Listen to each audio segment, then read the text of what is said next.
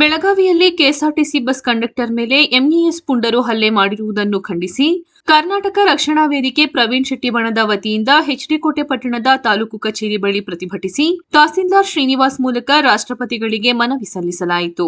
ನಂತರ ತಾಲೂಕು ಕರ್ನಾಟಕ ರಕ್ಷಣಾ ವೇದಿಕೆ ಅಧ್ಯಕ್ಷ ಕ್ರಾಂತಿಕುಮಾರ್ ಮಾತನಾಡಿ, ಕಂಡಕ್ಟರ್ ಮಹದೇವ್ ಎಂಬುವವರು ಕನ್ನಡದಲ್ಲಿ ಮಾತನಾಡಿ ಎಂದು ಹೇಳಿದ್ದಕ್ಕೆ ಮರಾಠಿ ಗೂಂಡಾಗಳು ಹಲ್ಲೆ ಮಾಡಿದ್ದಾರೆ. ಅಲ್ಲದೆ ಅವರ ಮೇಲೆ ಉದ್ದೇಶಪೂರ್ವಕವಾಗಿ ಪೋಕ್ಸೋ ಮೊಕದ್ದಮೆಯನ್ನು ಹಾಕಿದ್ದಾರೆ. ಬೆಳಗಾವಿಯಲ್ಲಿ ಪದೇ ಪದೇ ಶಾಂತಿ ಮತ್ತು ಸುವ್ಯವಸ್ಥೆಗೆ ಭಂಗ ಉಂಟು ಮಾಡುತ್ತಿರುವ ಎಂಇಎಸ್ ಸಂಘಟನೆ ನಿಷೇಧಿಸಬೇಕು. ಕಂಡಕ್ಟರ್ ಮೇಲೆ ಹಾಕಿರುವ ಪೋಕ್ಸೋ ಪ್ರಕರಣ ವಾಪಸ್ ಪಡೆಯಬೇಕೆಂದು ಒತ್ತಾಯಿಸಿದರು. ಲಕ್ಷ್ಮೀ ಹೆಬ್ಬಾಳ್ಕರ್ ಅವರು ಕೇವಲ ಮರಾಠಿಗರ ಮತಕ್ಕೋಸ್ಕರ ಪದೇ ಪದೇ ಕನ್ನಡಿಗರ ಮೇಲೆ ದಬ್ಬಾಳಿಕೆ ದೌರ್ಜನ್ಯವನ್ನು ಕಂಡು ಕಾಣದಂತೆ ಜಾಣ ಕೂಡಲಾಗಿ ವರ್ತಿಸುತ್ತಿದ್ದಾರೆ. ಇವರ ವಿರುದ್ಧವೂ ಕ್ರಮ ಕೈಗೊಳ್ಳಬೇಕು. ಕರ್ನಾಟಕ ರಕ್ಷಣಾ ವೇದಿಕೆ ಪ್ರವೀಣ್ ಶೆಟ್ಟಿ ಬಣ ಎಚ್ಡಿಕೋಟೆ ತಾಲೂಕು ಘಟಕದ ಅಧ್ಯಕ್ಷರಾದ ಶ್ರೀಯುತ ಕ್ರಾಂತಿಕುಮಾರ್ ಅವರು ಹಾಗೂ ಚಿಕ್ಕರಾಜು ಅವರ ನೇತೃತ್ವದಲ್ಲಿ 27/2/2025 ಗುರುವಾರದಂದು ಎಚ್ಡಿಕೋಟೆ ತಾಲೂಕು ಕಚೇರಿ ಮುಂಭಾಗ ಪ್ರತಿಭಟನೆ ನಡೆಸಿ ಮಾನ್ಯ ಮುಖ್ಯಮಂತ್ರಿಗಳಾದ ಸಿದ್ದರಾಮಯ್ಯರವರಿಗೆ ತಾಲೂಕು ದಂಡಾಧಿಕಾರಿಗಳಾದ ಮುಖೇನ ಮನವಿ ಪತ್ರವನ್ನು ಈ ಮೂಲಕ ನಮ್ಮ ಸಂಘಟನೆ ಪರವಾಗಿ ತಲುಪಿಸ್ತಾ ಇದ್ದೇವೆ.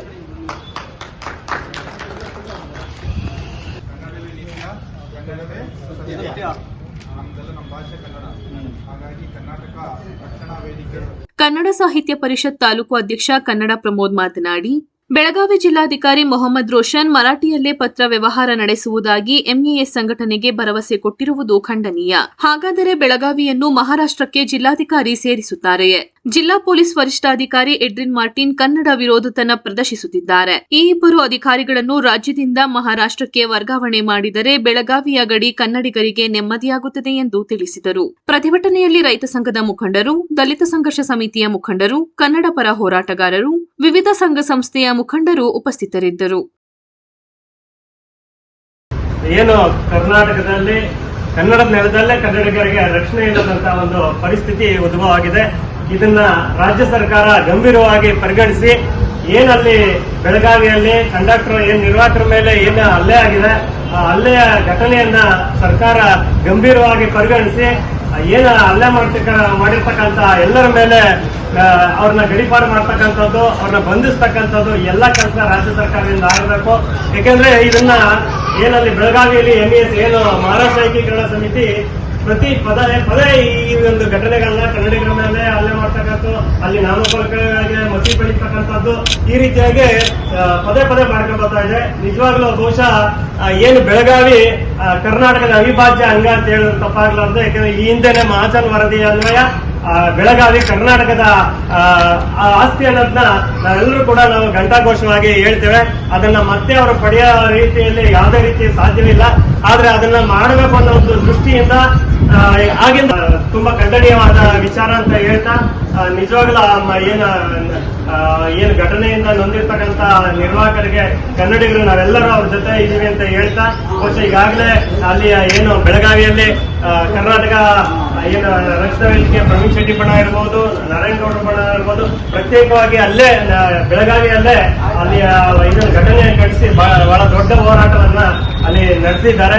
ಹೀಗಾಗಿ ಬಹುಶಃ ಮುಂದಿನ ದಿನಗಳಲ್ಲಿ ಕೂಡ ಏನು ನಾಡು ನುಡಿ ನೆಲ ಜಲ ಭಾಷೆಗೆ ಅನ್ಯಾಯ ಧಕ್ಕೆ ಉಂಟಾದ ಸಂದರ್ಭದಲ್ಲಿ ಏನು ಕನ್ನಡ ಪರ ಸಂಘಟನೆಗಳು ಸದಾ ನಾವೆಲ್ಲ ಸಿದ್ಧರಿಸು ಅದನ್ನ ಪ್ರತಿಭಟಿಸುವಂತ ಕೆಲಸವನ್ನ ನಾವೆಲ್ಲ ಮಾಡ್ತೀವಿ ಅಂತ ಹೇಳ್ತಾ, ನಿಜವಾಗಿ ಈ ಸಂದರ್ಭದಲ್ಲಿ ನಮಗೆ ಮಾತಾಡೋಕೆ ಅವಕಾಶ ಮಾಡ್ತಕ್ಕಂಥ ಪ್ರವೀಣ್ ಶೆಟ್ಟಿ ಮಾಡದ ಕರ್ನಾಟಕ ರಕ್ಷಣಾ ವೇದಿಕೆ ಎಲ್ಲ ಪದಾಧಿಕಾರಿಗಳ ಅಧ್ಯಕ್ಷರು ಎಲ್ಲರಿಗೂ ಬಂದಿಸಿ ನಮ್ಮ ಮಾತಿದ್ದಾರೆ.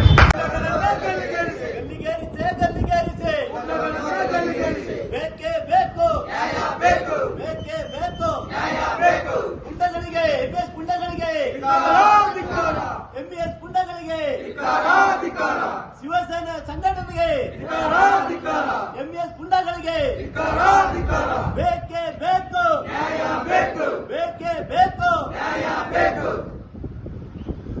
ಮಾಡುತ್ತಿರುವ ಎಂಇಎಸ್ ಮತ್ತು ಕರ್ನಾಟಕ ರಕ್ಷಣಾ ವೇದಿಕೆ ಎಲ್ಲ ಪದಾಧಿಕಾರಿಗಳೇ ಹಾಗೂ ನಮ್ಮ ಕನ್ನಡ ಪರ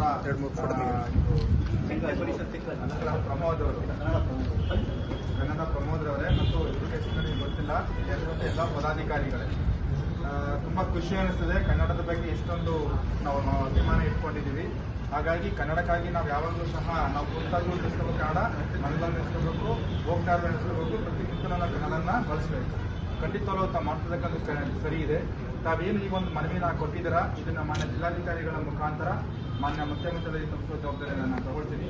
ಹಾಗಾಗಿ ಖಂಡಿತವಾಗ್ಲೂ ಸಹ ನಾವು ಕನ್ನಡಕ್ಕಾಗಿ ಒಗ್ಗಟ್ಟಿನಾಗಿ ಕೆಲಸ ಮಾಡೋಣ ಅಂತ ಹೇಳ್ತಾ ನಾನು ಮಾತನಾಡ್ತೀನಿ.